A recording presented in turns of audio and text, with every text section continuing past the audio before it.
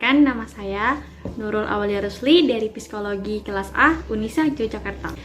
Oke, sekarang saya di sini untuk menjelaskan tentang materi iman kepada Allah yang meliputi. Oke, langsung saja saya akan mulai dengan yang pertama, pengertian iman kepada Allah. Pada dasarnya, iman berasal dari bahasa Arab, yaitu percaya.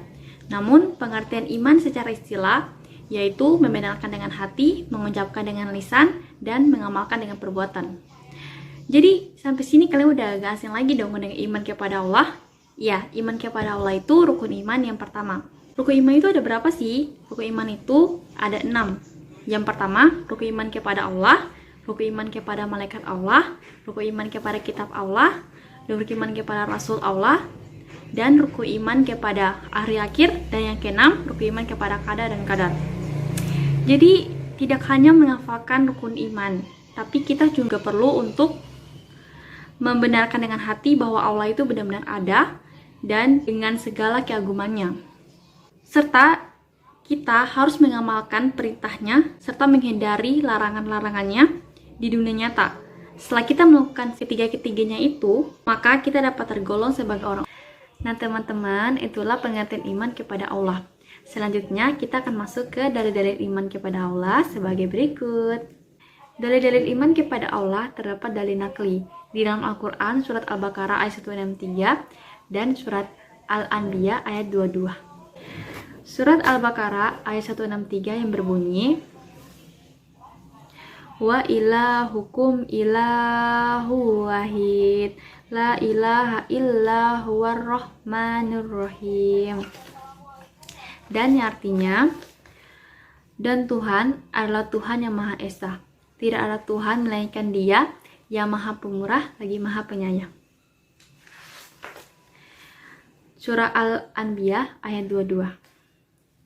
Lau kana fima alihatun illallaha lafasadata fasubhanallahi rabbil arsy amma yasifun.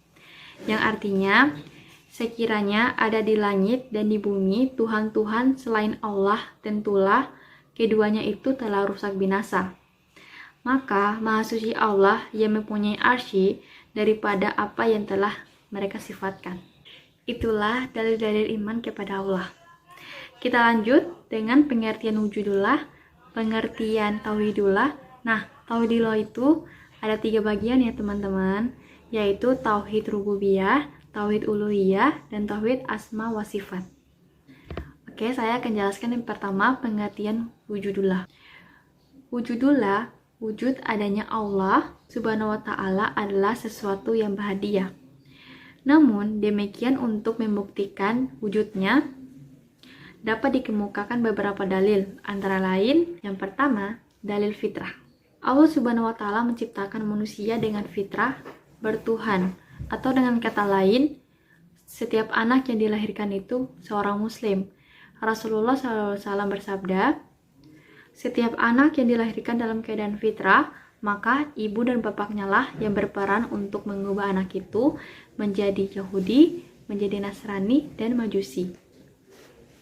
Fitrah dalam hadis ini bahwa Rasulullah SAW hanya menyebutkan kedua orang tua itu berperan menyahudikan, menasranikan, dan memajusikan, tanpa menyebutkan mengislamkan.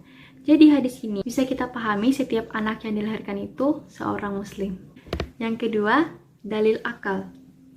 Dengan menggunakan akal pikiran untuk merenungkan diri sendiri, alam semesta, dan lain-lain, seorang manusia bisa membuktikan adanya Tuhan, yaitu Allah Subhanahu wa ta'ala. Al-Quran banyak mengemukakan ayat-ayat mengunggah akal pikiran tersebut. Antara lain, Dialah yang menciptakan kamu dari tanah, kemudian dari setitis air mani, sesudah itu dari segumpal darah. Kemudian kamu dibiarkan hidup supaya kamu sampai pada masa dewasa dan dibiarkan hidup.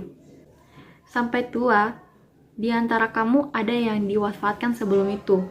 Kami perbuat demikian supaya kamu sampai kepada ajal yang ditentukan dan supaya kamu memahaminya. Dan jika menghitung-hitung nikmat Allah, niscaya kamu tak dapat menentukan jumlahnya. Sesungguhnya Allah benar-benar Maha Pengampun lagi Maha Penyayang. Surah Al-An'am ayat 16 sampai ayat 18. Kita masuk yang ketiga adalah dalil nakli. Sekalipun secara fitrah manusia bisa mengakui adanya Tuhan, dan dengan akal pikiran manusia bisa membuktikannya. Namun, manusia tetap memerlukan dalil nakli, yaitu Al-Quran dan Sunnahnya. Dalam pasal wujud Allah Subhanahu wa Ta'ala, dan cukuplah penulis kemukakan beberapa pokok saja sebagai berikut. Yang A, Allah Subhanahu wa Ta'ala adalah Al-Awal, artinya tidak ada permulaan bagi wujudnya. Dan dia juga Al-Akhir, artinya tidak ada akhir dari wujudnya. Dialah yang awal dan yang akhir, dan yang zahir dan yang batin, mengetahui segala sesuatu. Surah Al-Hadid ayat 57 sampai 3. Nah, yang B, tidak ada satupun yang menyerupainya. Tidak ada suatu pun yang serupa dengan dia. Dan dialah Maha mendengar dan Maha melihat. Surah Asy-Syura ayat 42 sampai 11. Nah, itulah pengertian wujudullah. Dan sekarang pengertian tauhidullah. Kata tauhid di dalam bahasa Arab merupakan bentuk masdar dari kata kerja mahada, yuwahida, tauhida yang arti harfiahnya menyatukan, mengesahkan, dan mengakui bahwa sesuatu itu ada. Secara bahasa, tauhidullah berarti menyatukan Allah, mengesahkan Allah, dan mengakui bahwa Allah itu satu. Sedangkan secara istilah, tauhidullah bermakna mengesahkan Allah dalam hal-hal yang merupakan kekhususan bagi Allah. Nah, sekarang kita masuk ke bagian-bagian tauhidullah. Yang pertama, tauhid rububiyah. Tauhid rububiyah merupakan alasan dari tauhid uluhiyah. Tauhid rububiyah adalah mengesahkan Allah sebagai satu-satu pencipta dan pengatur segala hal yang ada di dunia dan di akhirat. Allah Ta'ala berfirman, yang menciptakan segala sesuatu. Surat Az-Zumar ayat 162. Dan yang kedua, tauhid uluhiyah. Tauhid uluhiyah adalah mentauhidkan atau mengesahkan Allah dalam setiap kegiatan ibadah. Segala macam ibadah harus dilakukan hanya kepada Allah dan untuk Allah. Allah Azza wa Jalla berfirman, yang artinya, dan Rabbimu adalah Allah yang Maha Esa, tidak ada sesembah diibadahi dengan benar melainkan Dia yang Maha Pemurah lagi Maha Penyayang. Surat Al-Baqarah ayat 163. Nah, yang ketiga adalah tauhid asma wa sifat. Merupakan bagian mentauhidkan, mengesahkan Allah hakikat Islam. Tauhid ini merupakan bentuk penerapan pengesahan dari makhluk terhadap Allah mengenai nama-namanya dan sifat-sifatnya, yang mana nama-nama dan sifat-sifatnya ini telah diatributkan olehnya sendiri. Nah, itulah pengertian tauhidullah dan bagian-bagiannya. Sekarang kita masuk ke pengaruh iman kepada Allah dalam kehidupan sehari-hari. Pengaruh iman kepada Allah dalam kehidupan sehari-hari yang pertama, terbebasnya jiwa manusia dari takut mati. Hal itu karena seorang mukmin yakin bahwa manusia itu pasti mati dan kematiannya itu ada di tangan Allah. Ajal manusia sampai atau telah tiba, maka ajal itu tidak bisa ditunda saat itu juga. Dan kita tidak bisa lari dari kematian itu walaupun kita berada di benteng yang paling kuat. Firman Allah yaitu, di mana saja kamu berada, kematian akan mendapatkan kamu. Itu pun kamu di dalam benteng yang paling tinggi atau yang paling kokoh. Quran Surat An-Nisa ayat 4-78. Yang kedua, terbebasnya jiwa manusia dari takut tidak mendapatkan rezeki. Seorang mukmin yakin bahwa rezeki itu ada di tangan Allah. Seorang pun tinggi jabatannya, dari kedudukannya tidak bisa mengurangi rezeki siapapun juga. Sesungguhnya Allah ialah Maha memberi rezeki, yang mempunyai kekuatan yang sangat kokoh. Dalam Allah berfirman, dan tidak ada suatu pun binatang, melalat pun makhluk yang bernyawa, melainkan Allah lah yang memberi rezeki. Quran Surat Ahud ayat 11-6. Dan yang ketiga, terbebasnya jiwa manusia dari sifat egois, kikir, dan rakus.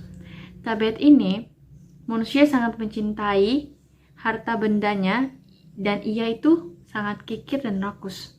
Firman Allah ialah, dan kamu mencintai harta benda dan kecintaannya yang berlebihan. Quran Surat Al-Fajr. Tabiat manusia semacam ini adalah tabiat manusia yang tidak ada akidahnya. Dan yang keempat, hati yang selalu ingat kepada Allah.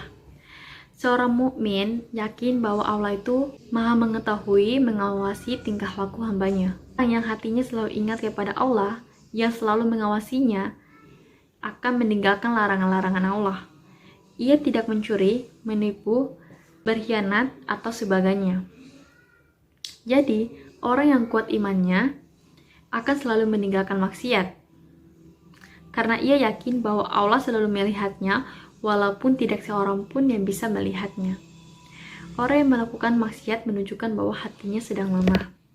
Firman Allah yaitu, tidaklah kamu memperhatikan bahwa sesungguhnya ialah mengetahui apa yang ada di langit dan apa yang ada di bumi. Tiada pembicara rahasia antara 3 orang, melainkan dialah keempatnya. Dan tidak ada pembicara antara 5 orang, melainkan dialah yang keenamnya. Dan tiada pula pembicara antara jumlah yang kurang dari itu atau lebih banyak, melainkan dia ada bersama mereka dimanapun mereka berada. Kemudian dia akan memberitakan kepada mereka pada hari kiamat apa yang telah mereka kerjakan. Sesungguhnya Allah itu maha mengetahui segala sesuatu. Quran Surat Al-Mujahadah ayat 58. Dan yang kelima, sabar dalam menghadapi kesulitan dan cobaan.